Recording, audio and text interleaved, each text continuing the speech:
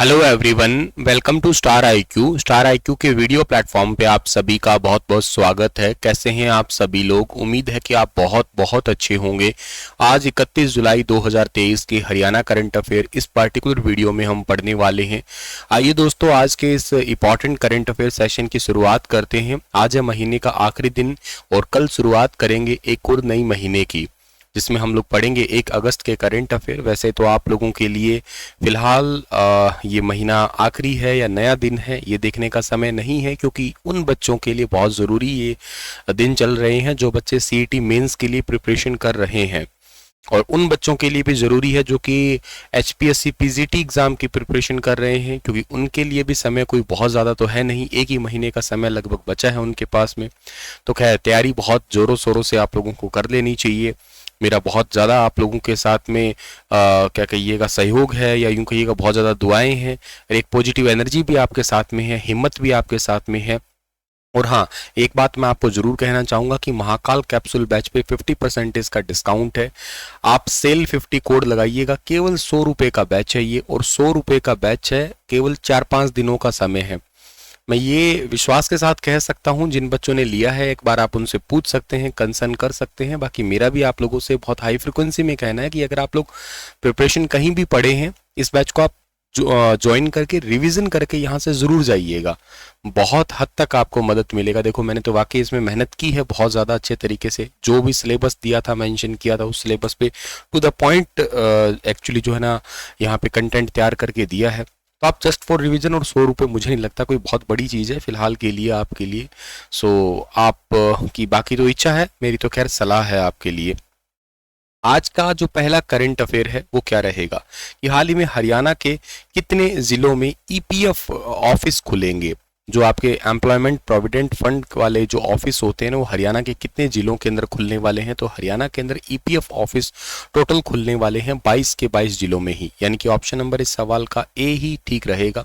हरियाणा के सभी जिलों के अंदर निजी संस्थानों के कर्मचारियों की सुविधा के लिए ईपीएफ कार्यालय खुलने वाले हैं। मुख्यमंत्री जी ने एक योजना बनाई है कि भविष्य के अंदर हरियाणा के सभी जिलों के अंदर ऑनलाइन सेवा दी जाएगी, जिससे उन्हें चंडीगढ़ जाके मतलब जिनसे उन्हें जो है ना ऑफलाइन जाके कहीं पे भी कोई प्रॉब्लम ना उठानी पड़े, इसलिए वे चंडीगढ़ जाके संबंधित अधिकारियों के साथ में बैठक करेंगे मुख्यमंत्री जी। इन्होंने इस तरीके की जो ना भी हाल ही में घोषणा की है। तो ये कर्मचारी निधि योजना जिसको आप लोग कहा करते हैं, और इसकी ऑनलाइन सर्विसेज देने के लिए हरियाणा के अंदर ये वाला कार्यक्रम, या हरियाणा के अंदर ये वाली घोषणा जो है ना वो अभी की गई है। अभी सर मुझे ये बताइएगा, हरियाणा में वर्तमान में टोटल कितने ईपीएफ केंद्र है? तो हरियाणा में अभी वर्तमान में केवल गुरुग्राम में ही 2 ब्रांच कार्यालय है, जिसमें प्रदेश भर के निजी संस्थान के जो कर्मचारियों का रिकॉर्ड है, और तकरीबन 150 कर्मचारी उसमें काम कर रहे हैं। इसी के लिए एक योजना बनाई जा रही है कि हरियाणा के अंदर जितने भी जिले हैं ना, उनके लिए ऑनलाइन सेवा देने के लिए ये ईपीएफ कार्यालय खुलेंगे। सो काफ़ी इंपॉर्टेंट है, ज़रूर आप लोगों को जरूर है ना याद कर लीजिएगा।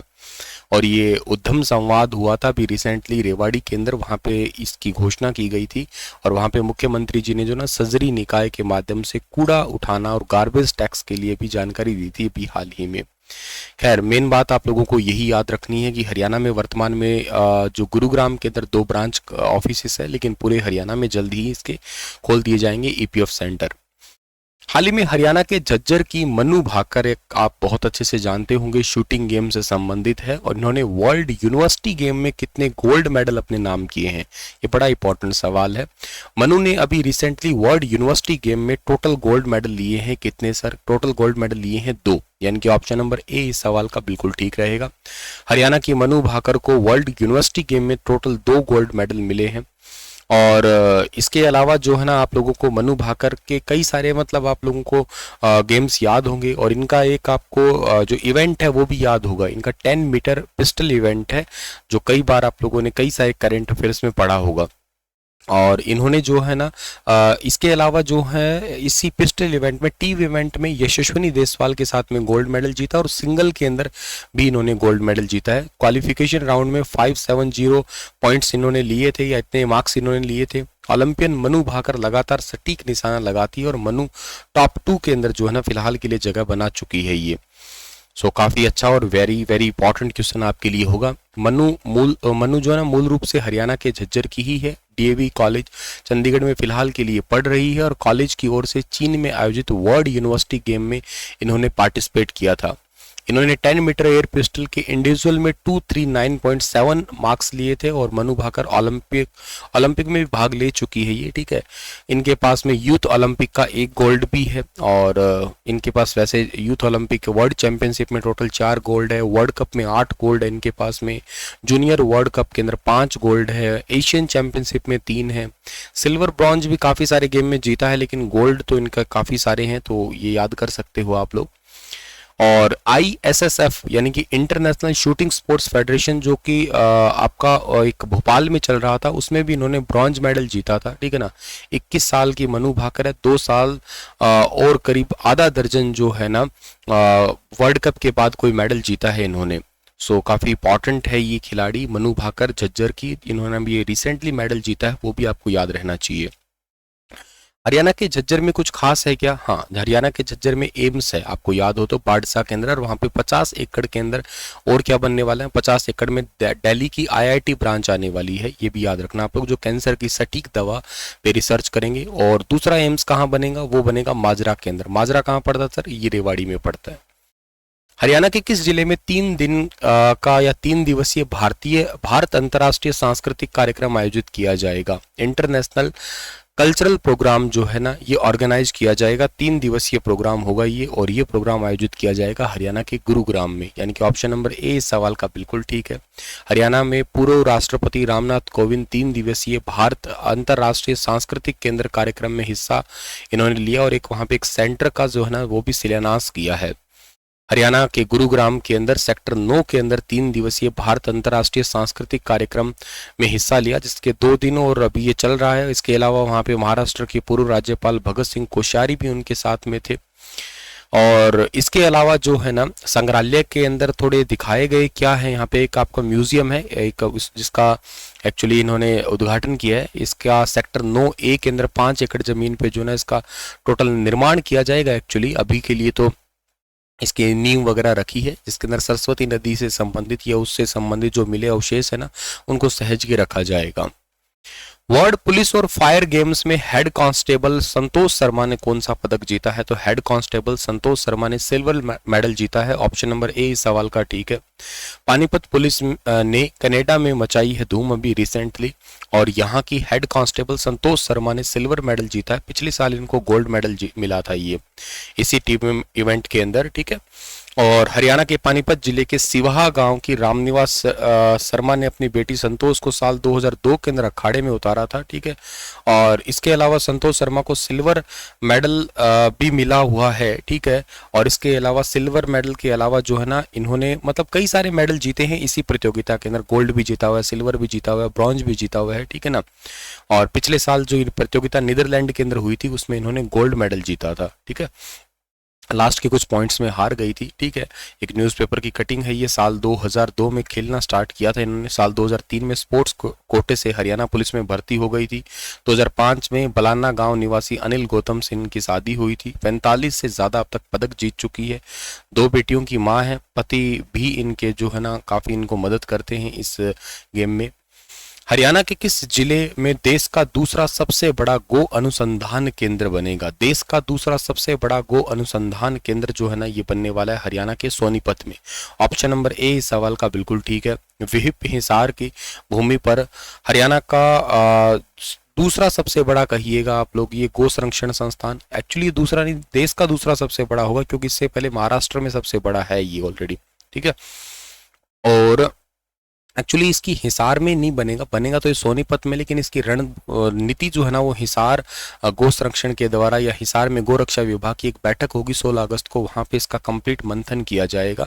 और दूसरा है ये आपका, और इससे पहले महाराष्ट्र केंद्र है, याद रखिएगा। महाराष्ट्र के बाद दूसरा सबसे बड़ा गो अनुसंधान केंद्र सोनीपत जिले के अंदर बनाया जाएगा। इसकी बैठक 16 अगस्त को हिसार के अंदर होगी, जिसमें पूरा फाइनल जो है ना इस पे नींव रखी जाएगी ये, ठीक है।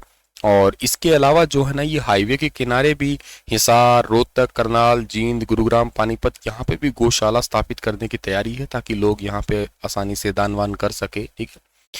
और गायों की उन्नत नस्लों का भी संरक्षण किया जाएगा, जैसे हरियाणा, पंजाब, राजस्थान, यूपी, मध्य प्रदेश की कई उन्नत नस्लें हैं जिनके संरक्षण और संवर्धन पे काम किया जाएगा, जिनमें से साहिवाल, राठी, हरियाणवी, कांकरेज, लाल सिंधी इन गायों की नस्लें शामिल है। गायों का भी रिसेंटली आपने पढ़ा होगा एक, चलो मुझे कमेंट में बताना आप लोग, करनाल का एक बछड़ा है, कौन सी नस्ल का बछड़ा है जो आईवीएफ टेक्नोलॉजी से, या यूं कहिएगा आप लोग क्लोनिंग टेक्नोलॉजी से तैयार किया गया है। आईवीएफ नहीं कहूँगा, क्लोन से तैयार किया गया है आपका एनडीआरआई के द्वारा, एनडीआरआई करनाल के द्वारा। कौन सी नस्ल है वो? आपने जुलाई 2023 वाला जो हरियाणा करंट अफेयर मंथली था ना, उसमें पढ़ा होगा। वैसे आप लोगों के लिए आज सुबह 9:15 जो है ना एक क्लास प्रीमियर लाइव होने वाली है, जो लगभग 8-10 घंटे के आसपास की क्लास होएगी आपकी। और इस क्लास में जनवरी से लेके और जुलाई महीने तक के जो मोस्ट इंपॉर्टेंट करंट अफेयर है वही मैंने आप लोगों को रिवीजन करवाने हैं, तो आप इस क्लास को देख सकते हैं। आपका अगर पेपर है तो आपके लिए कंपाइलेशन बड़े ज़रूरी हैं।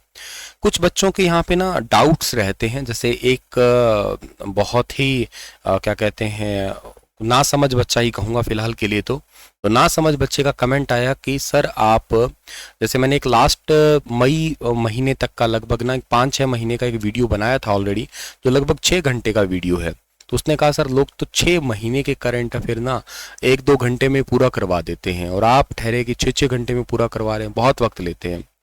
तो मेरा ये कहना है कि मैं अपने लेक्चर्स में बहुत ज़्यादा बातें तो किया ही नहीं करता हूँ, मैं बिल्कुल बात ही नहीं करता, वो तो आप मुझसे बहुत अच्छे से भली भांति वाकिफ़ है, जानते होंगे मुझसे, पढ़ाता ही रहता हूँ। अब कंटेंट देना है तो वक्त तो देखो लगेगा, ऐसा तो है नहीं कि मैं कुत्ते मेरे पीछे पड़े और मैं बहुत जल्दी में पढ़ के बड़ करके भाग जाऊँ। तो उनको मैंने समझा रखा है, तो ही जाहिर सी बात है ये वक्त लगा होगा। पढ़ने के लिए आप होंगे, कुछ क्वेश्चनों में मैं डिटेल ले लेता हूँ, कुछ क्वेश्चनों का मैं बैकग्राउंड बता देता हूँ, कुछ क्वेश्चनों को सिंपल पढ़ा देता हूँ, ऐसे करके ही वो वक्त लगा है। अब वो कम जो घंटों वाली वीडियो होती है ना डियर, वो जस्ट होती है केवल थंबनेल के लिए, जस्ट फॉर व्यूज पाने के लिए।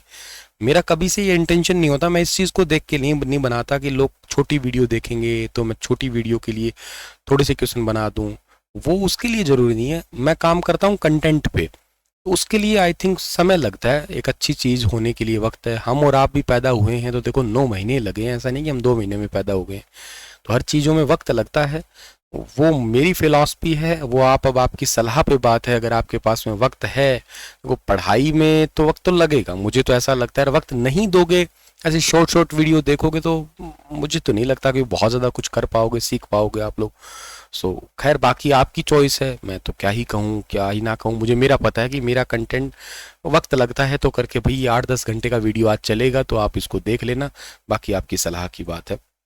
और आपके लिए क्वेश्चन छोड़ के जा रहा हूँ कि मैंग्रोव वन क्षेत्र वाला जो चोराओ द्वीप है, ये निम्नलिखित में से किस राज्य में है, इसके बारे में बताइएगा। हंसते रहना, मुस्कुराते रहना। स्टार IQ एप्लीकेशन पे भी आप बैचेस ज्वाइन कर सकते हो। CET अगर मेंस दे रहे हो तो आप महा कैप्सूल बैच ले सकते हो, या क्रैश कोर्स को भी देख सकते हो आप लोग। शुक्रिया।